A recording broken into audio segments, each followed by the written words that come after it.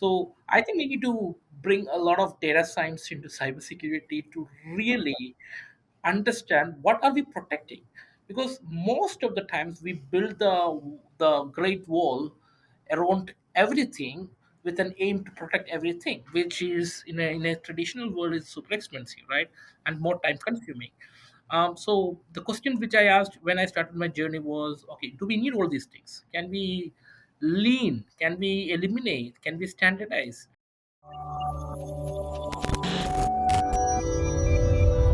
Hello, everyone. Welcome back to another episode of 401 Access Denied. I'm the host of the episode today, Joseph Carson, Chief Security Scientist and Advisory CISO at Delinea.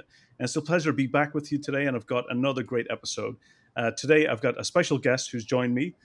George Eapen has joined me for today's show. So, George, do you want to give us a little introduction about yourself and what you do and some of the fun facts that you like to get up to? Hey Joe, nice to meet you. I'm George Eapen. I'm the group CIO of Petrofac. So I oversee the IT digital cyber strategy of my company. And I'm a cybersecurity enthusiast. Spent last 10 years in the field of cybersecurity before I took the CIO role. So it was a fun transition from the CISO to CIO. And that's pretty much about myself. Any fun facts? Anything? Any hobbies or anything you like to get up to? What do you do in your spare time? So I have a 3 years, 6 month old son. So I don't have much Mhm. free time, to be honest. So my all the time, if I'm not working, is with my son. It's with my family. Okay, So it keeps me really busy. absolutely. That's always important. Is to make sure you always get the balance, and family time is always important. It's sometimes hard in our industry as well, Yep. because the industry itself is always it never stops. Whether the threats are never stopping, or it's something that we always have to do continuous learning. There's always something new or some new trend or new technology that Yep. we stay up to date with. And for today's show, what we really wanted to talk about was two major things. Was one was about the importance of privileged access management, as well as also kind of where things stand today with remote working. So I'd like to get started into kind of when did you realize in your role and organization about how important it was about protecting identities and privileged access, being a top security priority. What was the realization? When did you start realizing that was something that you needed to be doing? So when I started my journey in my current organization, I have realized that what is critical to me, and I have identified that to avoid an enterprise level cyber incident, it can be a ransomware, it can be an attack where my data is being wiped or being lost, Mhm.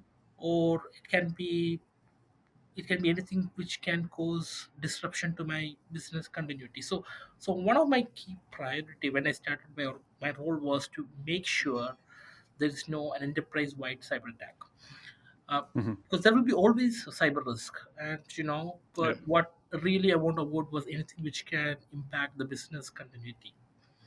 The second element which I was extremely focused was ensure that we are compliant to the regulations where we are operating. So I Mhm. started my journey with these two priorities, and I want to figure out how do I get to the details of programs I need to run or investment I need to make. But these were the two key objectives I was hoping to achieve. And in my very early journey in my current organization, I have learned that if you want to avoid an enterprise wide cyber incident, you have to protect your key services, Mhm. right? So it can be your domain controller, DNS, or any other services which is connected to the rest of your systems, right?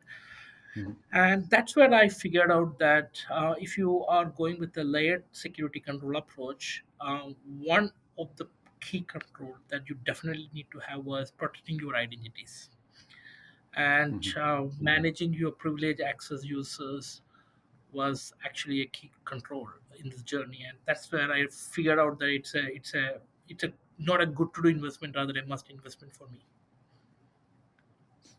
Absolutely, and I think I've seen, even myself, responding, in my sometimes I wear multiple hats, and primarily focused around security research, and sometimes I do get involved into things like incident response or penetration testing, And a lot of times when I look back in pretty much most of the incidents I've worked on, whether it being data loss or ransomware cases, that they've all targeted the attackers have targeted the privileged accounts in organizations because it's the one that gives them the greatest access.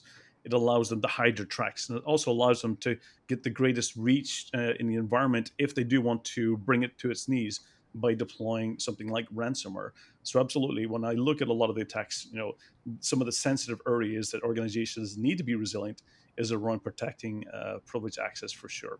So, when you started when you're looking at those two top priorities, when you're looking at one is enterprise-wide security and also the compliance side of it. When you did start your journey, what was the top threats that you were worried about? Things like, was it business email compromise? Was it identities been stolen? What was the top threats that you were looking to mitigate by taking this approach? Look, I was actually playing it a bit more high level, right? So Mhm. I was not worried about some of those threats because there will be always business email compromise. There will be Mhm. always, users' identity being compromised. There will be always job scams. So as a CISO, right, you need to be accepting the fact that there is no perfect world where you can bring the cyber risk to absolute zero. Your role as a CISO is to minimize the cyber risk, right? Yep. And to make sure whatever you operate your business in a safe environment. Because I can absolutely make a zero. I can actually increase my controls to a level where I can really try to aim for a zero cyber risk environment. But at that point of time, maybe you are doing things which probably will not help you to drive other priorities like digital transformation, right? Mhm. So it may also have a significant impact on employee experience. So coming back to your question, um, I was more interested in ensuring the business resiliency. Mhm. Now, as a CISO, right, or historically, most of the CISOs always think about how to reduce the probability of a cyber attack. Mhm. My thought was more about how do I, yes, I need to reduce the probability of an attack, but I also need to reduce the impact of an attack. So things like data backup. How good is your data backup? Mhm. So to answer your question, Joe, my strategy was not yes, you will try your level best to minimize all these attack vectors, but I am accepting the fact that in spite of your amazing job, right, you will still have some issues. So it's more about how do you minimize the impact of those issues. Absolutely, and that's the right way to do it. I mean, too often do a lot of CISOs come from a very technology security background, and they see themselves as enforcers of security. And you're absolutely right. Is that we have to, and this is why we're seeing the importance of the BISA role, which is the Business Information Security Officer, which focuses from the business aspect of things and how to translate security into business initiatives. So you're absolutely right that one of the main things here is our job, and I realized many years ago that my job is not to enforce security. My job is to listen and understand business risk. And if I can identify the business risk, then the goal would be is how do we use our cybersecurity skills and knowledge to reduce the risk by enabling more resiliency? How do we make sure that when there is a cyber attack, that the services continue with as little disruption as possible?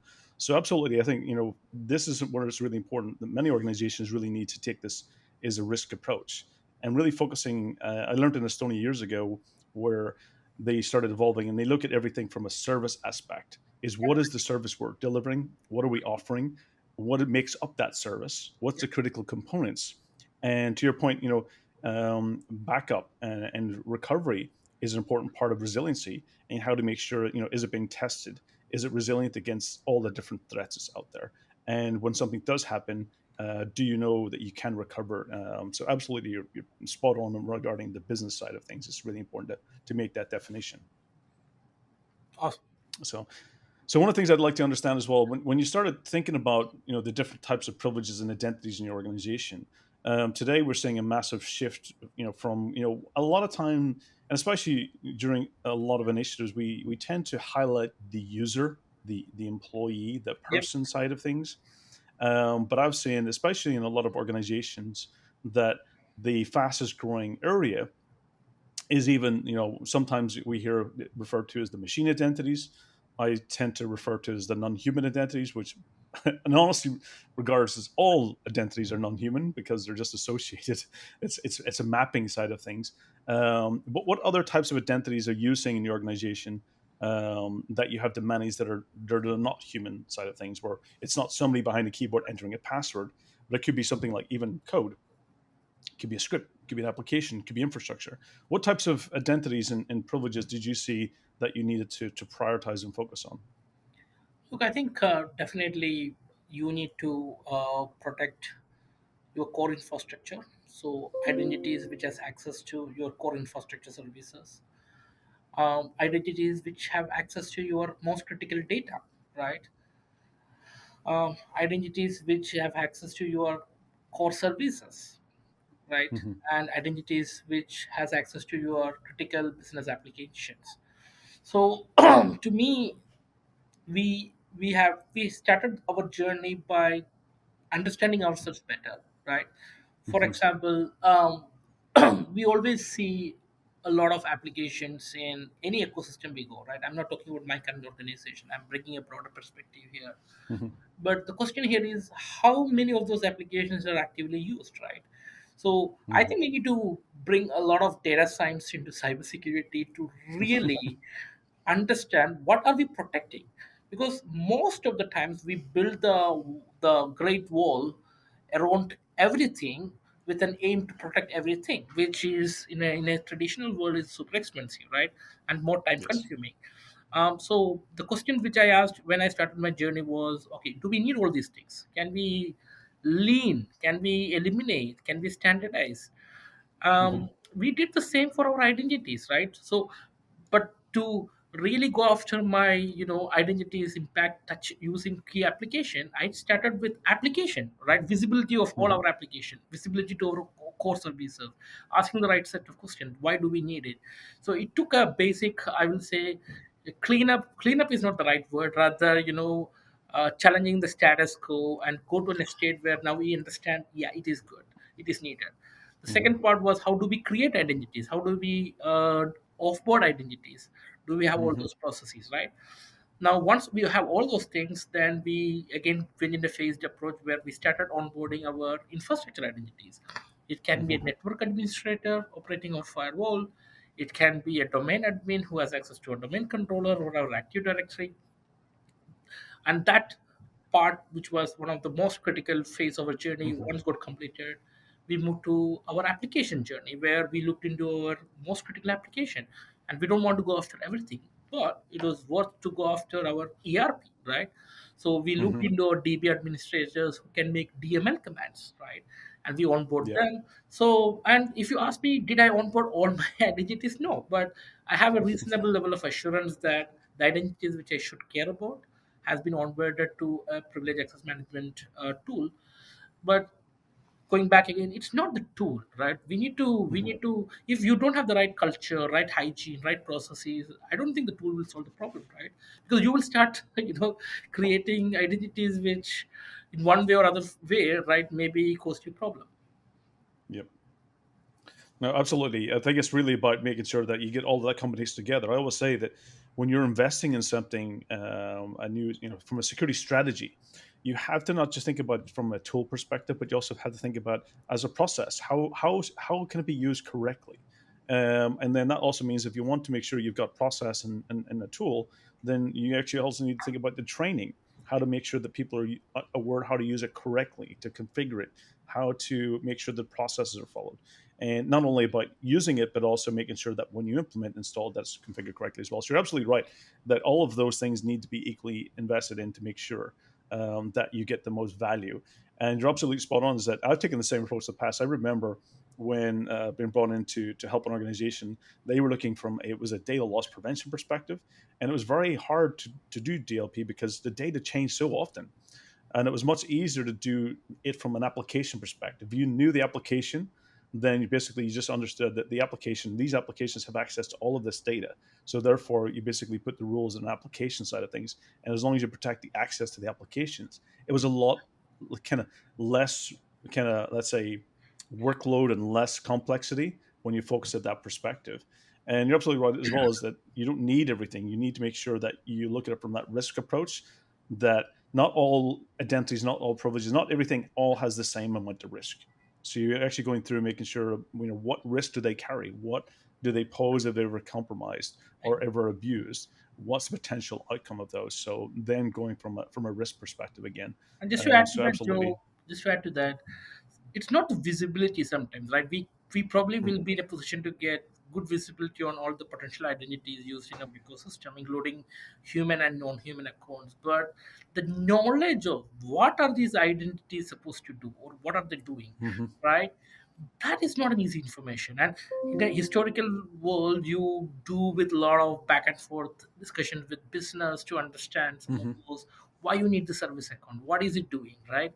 And you always get into that situation of getting into that unknown space where what impact if I probably clean up this mhm. identity, will it break an operational thing, right? so Yes. so there's no easy answer, right? That's how it operates. Yeah, absolutely.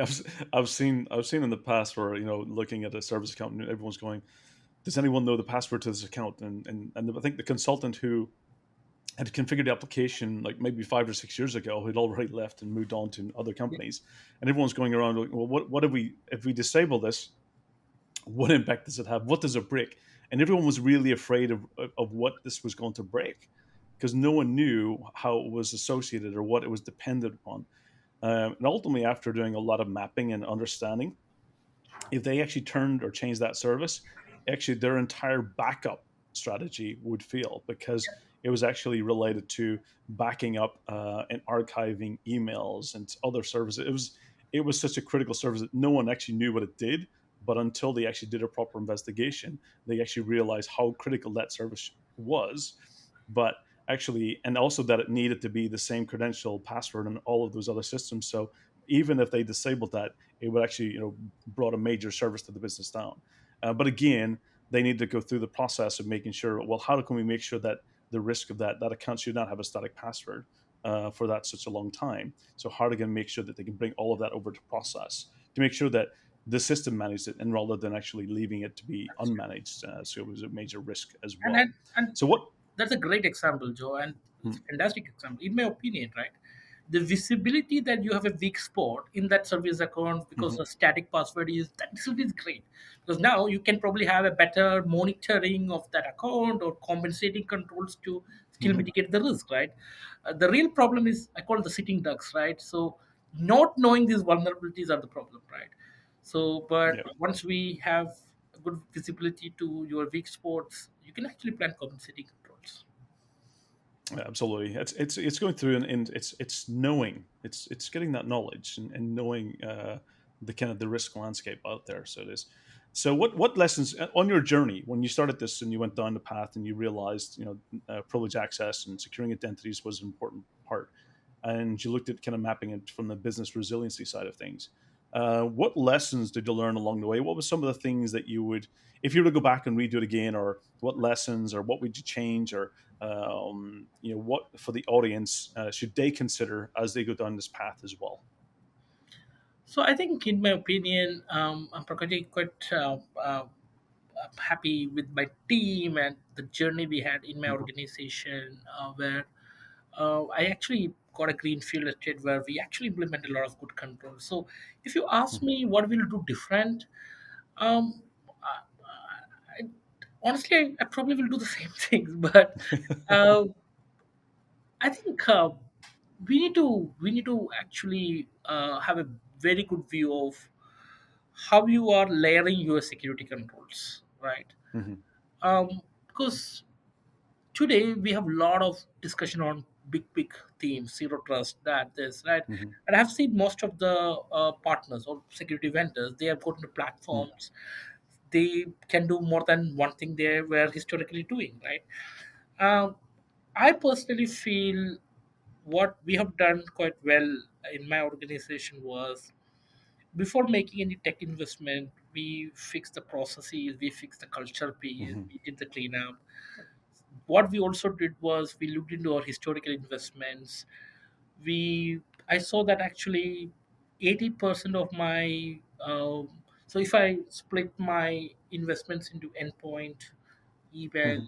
cloud, and network, I saw that 80% of my investment was going to endpoint historically, right? Before I started Yeah. my journey. And then I saw that 80% of that investment is going to one single vendor. So technically, we put a lot of all eggs in one basket, right? And we are relying Hmm. on one particular vendor to make sure that they will be able to prevent from any any enterprise level event. I Hmm. always believe in patient zero.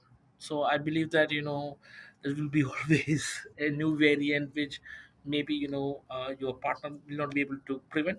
So what we did was actually layered our controls in a way that we made Hmm. our investments in all the right places. And today, if you look life cycle of an attack, right, the way it starts is it starts with the phishing or an Hmm. identity compromise. 97 percentage of the threats or attacks today starts with an identity compromise, right? And phishing is the most commonly used. Hmm. So let's start with that, right? What we can do to reduce the probability of phishing? Better tools, email security, and cybersecurity awareness. Hmm. So industry, on an average in industry, in any organization, when you do phishing simulations and all, normally you see 10 to 15% still click on the phishing link, and most of them they are not repeat users, right? They're unique users. So when you do it two times in a span of one quarter, you see the number is around 10 to 15. But these are different set of employees, right? So it's because maybe they have a bad day. They were weak on that moment, right? So it's quite human. Hmm. Now, with amazing investment in phishing, sorry, in awareness, right?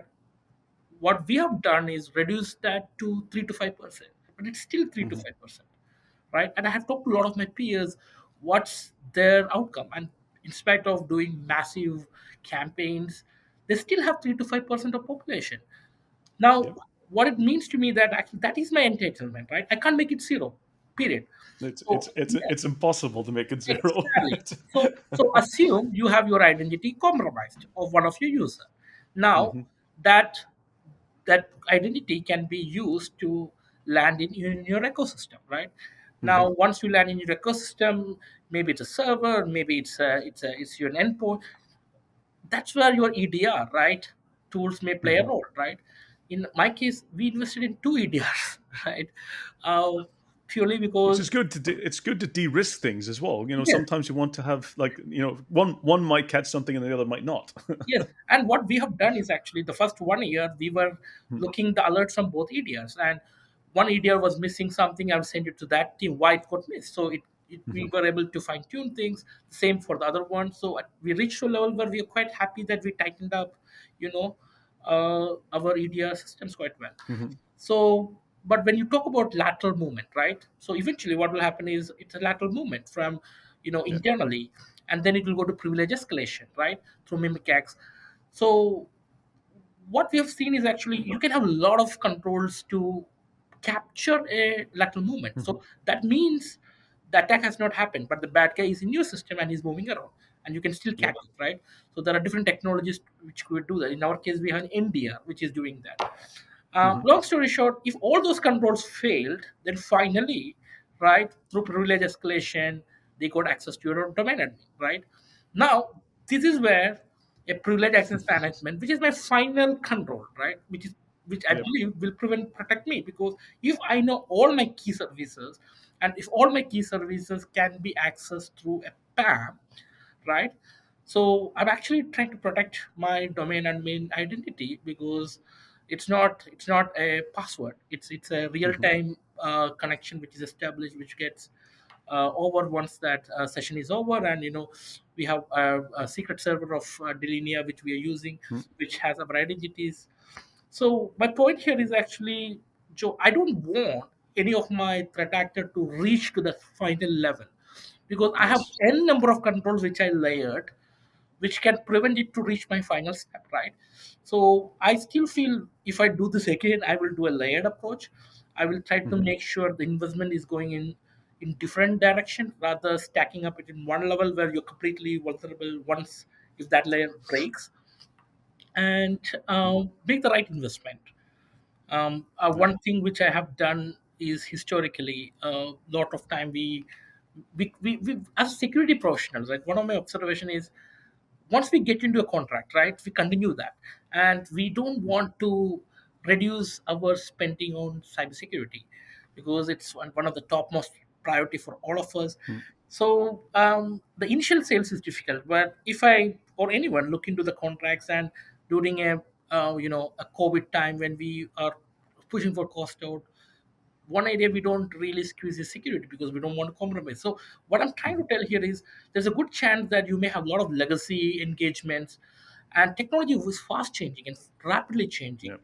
Maybe you have a much better technology out there, so you should be ready to change your incumbents. You should be ready to Mhm. take a critical look to challenge your existing status quo rather continue running it.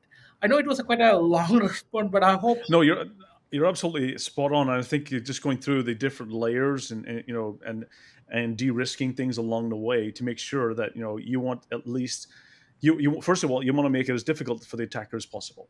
And all of those layers across the way will at least force sometimes the attackers to change their techniques because it might stop them from either you know moving laterally or gaining access to other systems or elevating privileges. What you're doing is you're forcing them to use techniques which are typically more noisy, I agree. and as they're creating more noise, it gives you a chance of detecting much earlier. So absolutely, defense in depth and layered approach, and assuming you're absolutely when you talked about even getting the click rate down, is that the internet and the browsers were created to click on, and to try and get employees to not click on something is somewhat telling them not to do their job, and we're never going to turn everybody into cybersecurity professionals, and that's not something we're going to be able to achieve. And I remember I had a conversation recently at a conference, and we were chatting about there was a particular talk that was on about cybersecurity awareness. And one of the things I raised was that you're always going to have somebody who clicks on something, and it's thinking about assuming that that will happen. What other defenses do you have in place to protect your organization?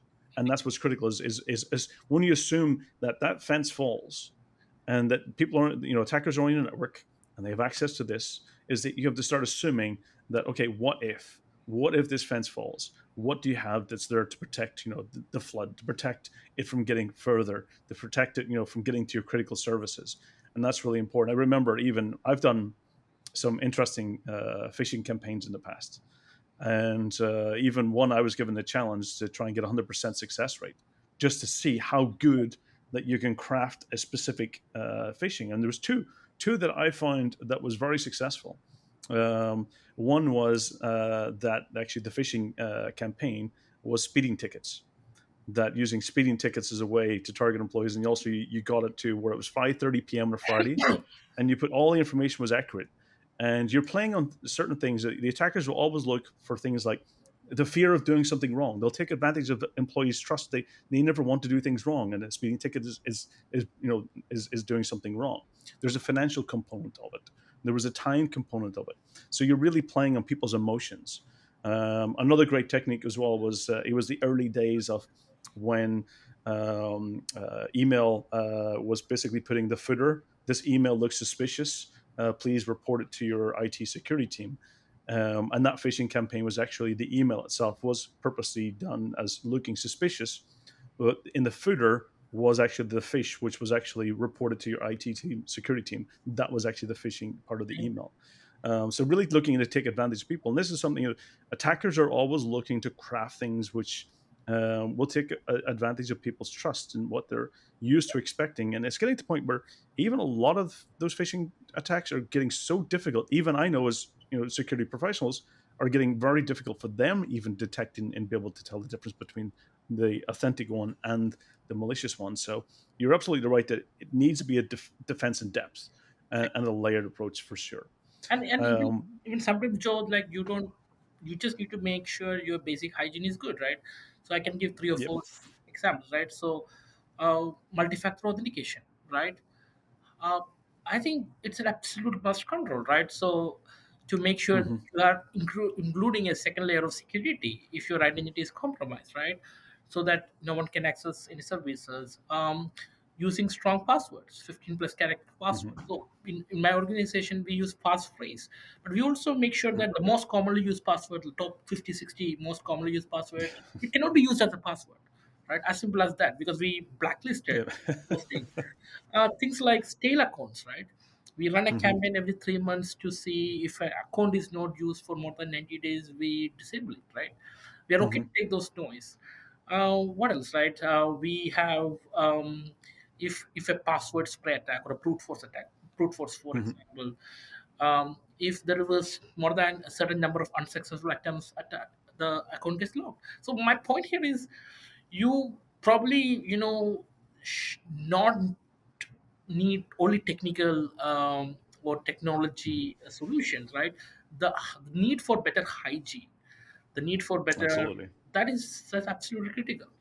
Yeah. And it's getting into one of the things I really love is the book that some friends of mine wrote a few years ago, which is the ABCs of cybersecurity, which is also it's about that we need to evolve from not just doing this point in time awareness training, which is a checkbox approach, but also getting to the point where you're able to then influence people's behaviors.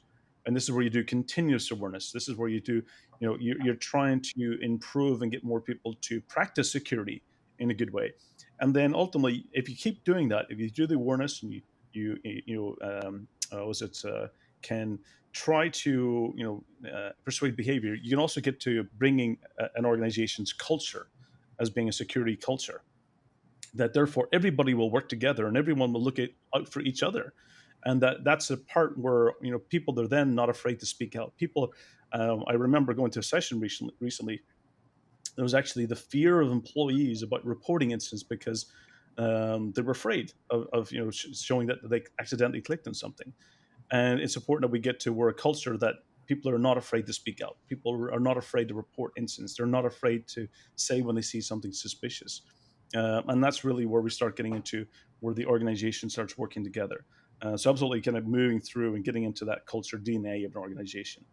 One of the things I'd like to kind of ask you about, we've been hit with, of course, many organizations with a pandemic in the past few years. And, a lot of organizations have had to shift to working remotely 100%. Some organizations have had all employees working remotely, which meant that a lot of them had to change the way they did remote access or VPNs or access critical infrastructure.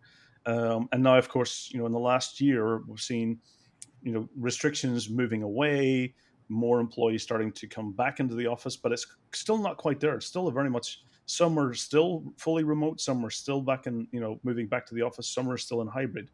What have you seen, with this shift in work life balance and working remotely and in the office?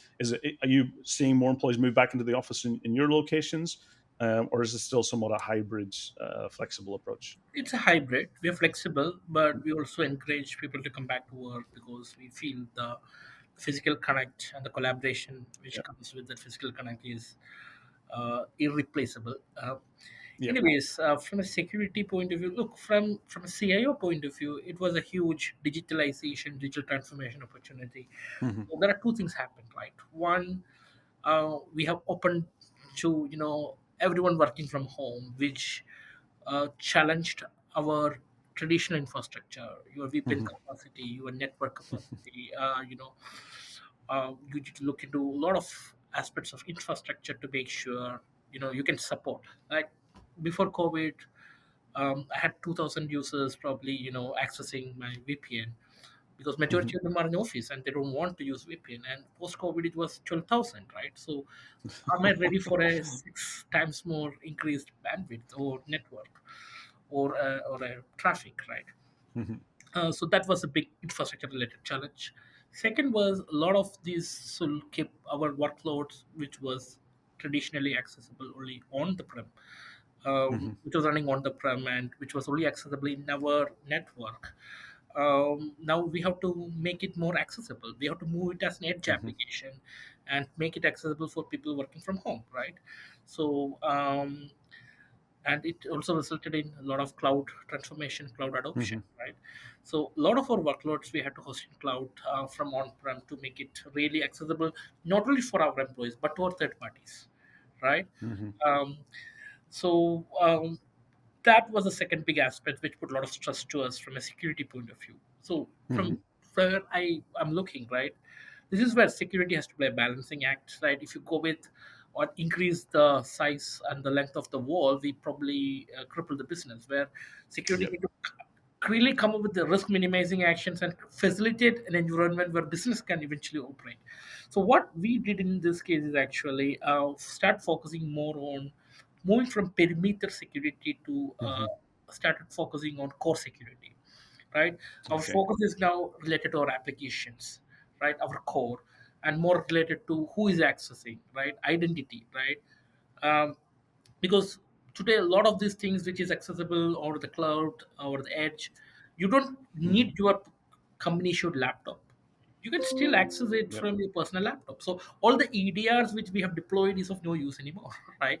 Now I have Yep. no control on the Wi-Fi security of someone's home, right? Is it weak, Is it vulnerable? Can someone secure? insecure? Can What someone hack it? I credentials? have no Yeah. control, right?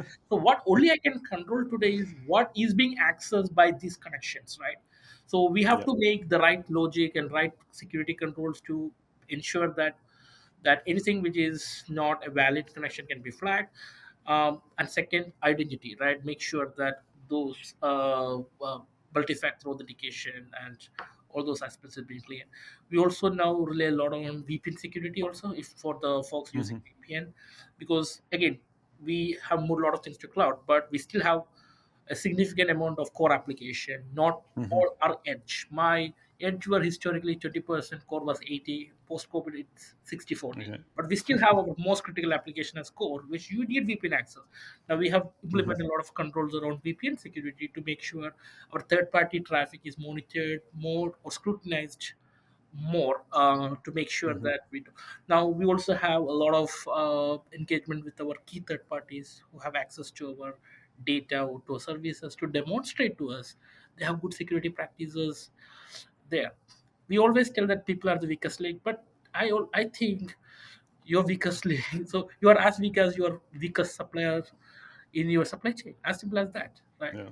So Yeah. I I always try to reverse it. Always it's looking at people is how do we empower them so they can become the strongest link? How do we give them the right resources and tools and knowledge so that they can be stronger perimeter? Because you're absolutely right. When we think about, I remember somebody used a great metaphor when I was doing it was a scissor roundtable event, and it was when they changed, it was almost like they had one big massive highway that came into their office, and that was their internet connection, and they only needed to secure that. And post pandemic, it was almost like they had like 20,000 different lanes that came into the office now, and it was almost impossible for them to have security at every single one of those entry points. And to the point is absolutely, and we can't be expected to secure people's homes. Yep. That's something that it's beyond organization security. So you're absolutely right. It is, as we move to things like BYOD is real, but now I always refer to it as bring your own office. It's almost like employees are little clouds of their homes, or almost like micro clouds that will basically be accessing from and to. And to your point, you start need to think about what is they have, getting down to the granular rules, but what can they access and what security controls do they need to satisfy? A lot of that comes down to the identity has been being able to verify and continuously verify identities. Makes sense. So one of the things I'd like to talk about two trends that's been in the industry. So two of the trends. One has been um, around passwordless authentication, and I've kind of got to the point where when we talk about passwordless, I don't like to use the word passwordless by itself because it's usually comes without context. I like to think of it as more as a passwordless experience, that the password's moving into the background, and not necessarily because it gives that false impression that it's disappearing, Yep. but what it's really doing is it's just changing the experience. That Yep. there still is a secret that's being exchanged. What's your view on that password experience in the future of authentication? I think it's a, in my opinion, it will be a good change. So we still authenticating, right? So Yeah. password is just a method of authentication. So we can actually use biometrics. It's available today. It's already the technology is out there, but we have not been able to popularize it. Mhm. But I'm pretty sure that actually in future that's one way we will be moving away from passwords to a different way of authentication and Hmm. securing. Look, historically, we had this physical tokens to authenticate. So I'm talking about maybe last decade, right? So Yeah. it's not something that was never there, right? Tw- Yeah, yeah, I but think I had my tokens, hardware exactly, tokens, 20 years ago. So, exactly. So, but the point here is actually, since I bring a CIO perspective as well as a CISO perspective, as a CISO, you only think about securing your company and reducing the risk, minimizing the risk, hmm, eliminating the risk. But the truth here is actually, security is existing because there's a business, which is, absolutely, so absolutely. Yeah. employee experience has to be, we need to watch out for, right? We need to, I'm not sure passwordless will it be a better employee experience or less employee I'm not sure, I'm not able to make. And we also need to think about non-user authentication, right? So Mm-hmm. how do you authenticate to your OT legacy systems, right? So Yeah. I can see passwordless happening, how you access your laptop or your physical Hmm. asset, that I can see happening. But when you are accessing an application or when you are accessing a service, I still think there will be a password or multi-factor authentication Yeah, being introduced. something changing in the background. It's the secret that's enabling that. Because you're absolutely right. Is that I think it's that that consumer experience that people want to have in the enterprise, and I think with devices, you're absolutely right that that will be the primary area. But you get into a lot of applications and services which will still be around for many years. Yeah, That the authentication won't change, and and that service will remain. So therefore, we just have to find ways to work with the new and the old, and hopefully, services and applications will help provide that experience to be much better. And I think my goal is ultimately to try and get where we're not having people choosing passwords and it done for them. yeah, And they just need to have a way of unlocking access to those credentials. Another big buzzword as well has been around zero trust and least privilege. And I've got the point where one thing what you said was absolutely right, is that security doesn't exist by itself. It's there to support the business, and everything you have to do is a balance between making sure that you're empowering the business to do what it needs to be doing in a secure way, but also a resilient way. And it's all about supporting the business to be able to succeed. And zero trust and least privilege sometimes has that negative approach to security. It's like it's the negative wording that, what do you mean you're not trusting our people anymore, or you're not trusting. So I'd like to think of one thing I've got to the point is referring to it is now is that if you're going down this zero trust or least privilege path, you also need to be thinking about zero friction security. It's about security that is not causing the employee to struggle to do their job. It should always be actually helping them do their job better. So anything that your thoughts around when you hear zero trust, and there's been a lot of talk around, what's the first things that comes to mind when you think of hear zero look, trust? I see it as a framework which i Hmm. believe i believe most of the organization has already implemented without claiming it as zero trust. So, Hmm. what we're talking about, authentication and authorization and, least privilege, all these are like key, uh, I will say key criterias Hmm. which will help you develop that zero trust framework. I love when you mentioned about, do we have trust issues? Because I personally feel, when you talk to a non-technical person or a non-cyber person about zero Hmm. trust, especially from business, I think it's giving a wrong impression, right? It's giving an impression that as cyber professionals we have trust issues, which is not Yes. the case. It's not the case, right? That's So yeah. yeah, it's a buzzword. I believe Mhm. it's a framework, and I believe you can achieve it not in one way, in many ways. Yes. And but end of the day, what you're talking is actually, yeah, I'm just ensuring least privileges. I'm ensuring that I'm having the right authentication and authorization before Mhm. anyone can do anything, right? To me, that's zero trust. Absolutely. I will say that one of the best phrases I always hear and it comes to mind is it's a mindset and how you wish to operate your business. And there's many paths to zero trust, to as a strategy and as a framework. And you're always on the journey. You never complete it. You always have to keep kind of progressing and keep improving towards it. Anything? What's the next direction for you? What's the future kind of path for you? What's next on your mind or area to take on or to tackle? So I think we are focusing a lot on cloud, focusing a lot on OT Hmm. security, focusing a lot on third-party security. Third-party security I briefly mentioned earlier when I mentioned remote working. But the truth here is, if you are working with a vulnerable third party, you're making yourself vulnerable, right? Hmm. So how do you ensure? Like, we talked about perimeter security, no more relevant Hmm. since remote working happened. Yep. But think about it, right? As an organization, you work with a lot of third parties who may have access or may not have access to your systems, applications, to your services, Hmm. and you have no what control you have on their security posture, right? So this is where we probably need to do a better job working with, Hmm. our business stakeholders when you onboard a third party, right? You also need to Hmm. go back and retroactively look who are your high risk third parties and how do you anyway. So to me, that's a big area which we need to focus on. So there are a lot of things which touched me. This is Hmm. definitely not a we always have something to focus on, so there's no time for us to be relaxed The if you're in pause, relax. cybersecurity. But I don't believe in all those cliche statements like, "Oh, I don't, what keeps me up in the night." I don't, because I think that's truly cliche. Because end of the day, one of the things that we do bad in cyber, we Mhm. freak out people.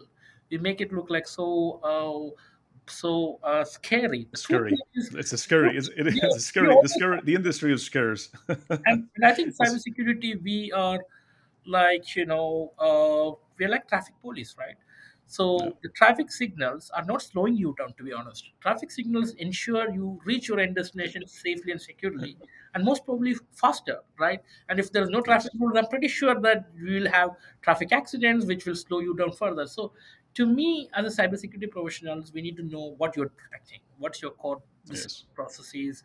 You need to make sure you have a layered control to reduce the probability of an attack, but you also need to invest in your backups and your strategy, so in case if something happens, you can reduce the impact of that attack, and you need to enjoy your work, right? So Absolutely, absolutely. I think what you reminded me is that sometimes though is with the traffic police, sometimes the security team is doing a lot of roadworks at the same time, and sometimes with the roadworks there's a lot of detours to go in order to get to your final yeah, destination. But let's hope that that experience and absolutely you're right. And, the goal is always making sure that the person gets to the final destination and in a time that makes them successful and how they're measured and to help them do their job and help the experience be better. And I think one of the most important things is to make sure that we remember is that the key metric in all the thing we do is user experience, is that we make people want to use security